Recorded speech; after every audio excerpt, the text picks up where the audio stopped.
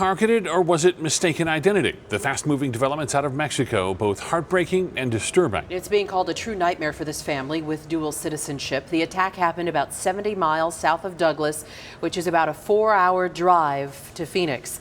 Officials say the victims were shot and burned alive after the vehicles they were in were set on fire.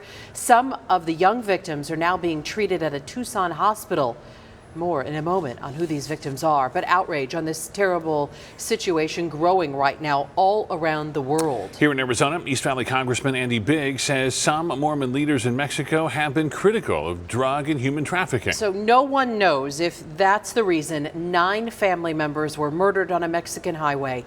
Here's ABC 15's Faye Fredericks. A grotesque scene. Nita and 4 of my grandchildren are burnt and shot up. A heinous crime. 3 women, 6 children, all Americans murdered.